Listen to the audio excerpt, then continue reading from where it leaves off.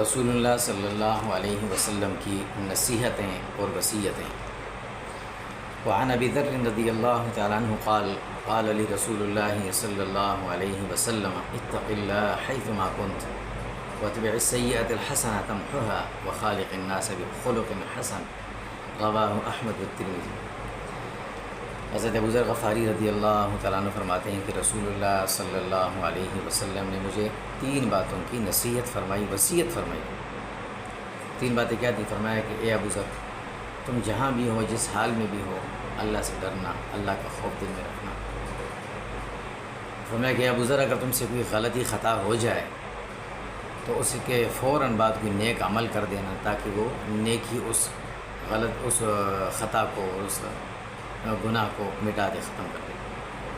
اور فرمایا کہ اے ابو ذر، اللہ کے بندوں کے ساتھ اچھے اخلاق کے ساتھ پیش آنا، حسن اخلاق کے ساتھ۔